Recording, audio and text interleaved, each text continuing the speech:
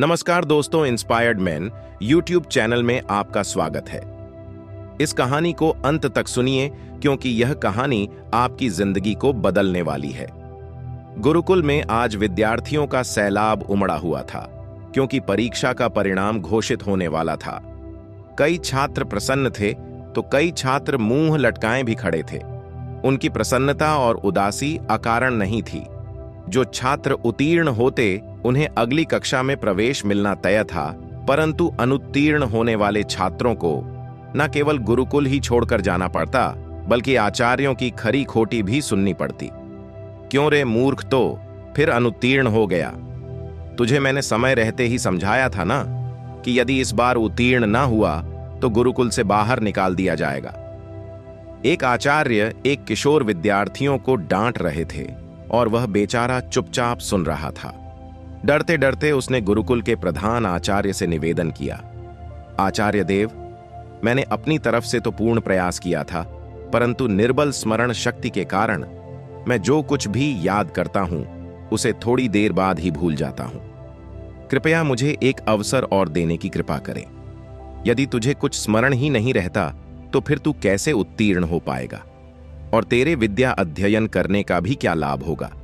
यदि देवता भी तुझ पर कृपा करें न तो भी तुझ जैसी जड़ बुद्धि को उत्तीर्ण नहीं करा सकते। आचार्य ने अपने इन तीव्र शब्दों के साथ वृद्धराज की खूब बुराई की और उस पर चिल्लाते हुए उसे गुरुकुल से बाहर निकल जाने के लिए कहा। कक्षा के सभी छात्र उस पर हंसने लगे। वह बेचारा भी अपना मुंह लटकाए बोझिल कदमों से वहां से निकल गया। अनेकों प्रश्न उसके मन में उथल पुथल मचाए हुए थे। कैसे वह अपने घर लौटेगा? माता पिता को जाकर क्या उत्तर देगा? जब लोगों को पता चलेगा कि उसे गुरुकुल से निकाल दिया गया, तब वह कैसे उनका सामना कर पाएगा? वृत्रराज का हृदय बैठा जा रहा था। आखिर उसने अपनी ओर से तो भरसक प्रयत्न किया था, रात रात भर बैठकर पढ़ाई की थी, लेकिन यदि फिर भी उत्तीर्ण ना हो सका तो वह क्या कर सकता था? सवालों के भंवर में फंसा वह अब अपने गांव के पास ही आ पहुंचा था, पर क्योंकि धूप बहुत तेज हो चली थी इसलिए उसने थोड़ा विश्राम करने का निश्चय किया। गर्मी की इस तपती दोपहर में सूरज की तेज रोशनी सबको जला रही थी, पर यहां भूख भी उसे बेहाल किए हुए थी। इसलिए पास के कुएं की जगत पर बैठकर ही उसने सत्तू खाने का निश्चय किया, जिसे वह गुरुकुल से लेकर चला था। कुएं पर कई लोग खड़े थे। प्यास के मारे सब बेहाल थे, इसलिए बार बार डेंगची कुएं में डालते और शीतल जल निकालकर पीते। रस्सी के बार बार रगड़ने से कुएं के किनारे लगा पत्थर भी घिसने लग गया था। लोग जितना पानी निकालते पत्थर उतना ही घिसता जाता। वो रात चुपचाप बैठा यह सब देख रहा था। अचानक ही उसके मन में एक विचार आया। वह सोचने लगा, यदि केवल झूठ की बनी एक रस्सी से कठोर पत्थर घिस सकता है तो यदि मैं परिश्रम करूं तो क्या सफल नहीं हो सकता? आखिर दिमाग पत्थर से ज्यादा कठोर तो है नहीं। वृद्धराज के मन में आशा की ज्योति जगमगा उठी। वह उठ खड़ा हुआ और तुरंत ही उसने निश्चय किया कि वह वापस गुरु को लौट जाएगा और फिर से अध्ययन आरंभ करेगा। वह घर के समीप आ गया था, पर घर न जाकर वापस गुरुकुल लौट आया। उसके साथ ही उसे देखकर आश्चर्यचकित थे। उसकी बात सुनकर आचार्य ने पहले तो उसे बहुत झटका और उसकी बहुत बुराई की, पर फिर उसके बहुत अनन्य विनय और प्रार्थना करने पर द्रवित होकर उसे गुरुकुल में दोबारा प्रवेश दे दिया। इस बार वृद्धराज ने अध्ययन में रात दिन एक कर दिया और जब परीक्षा का परिणाम आया तो संपूर्ण गुरुकुल हैरान था। वृद्धराज न केवल उत्तीर्ण हुआ था बल्कि उसने संपूर्ण विद्यालय में प्रथम स्थान प्राप्त किया था।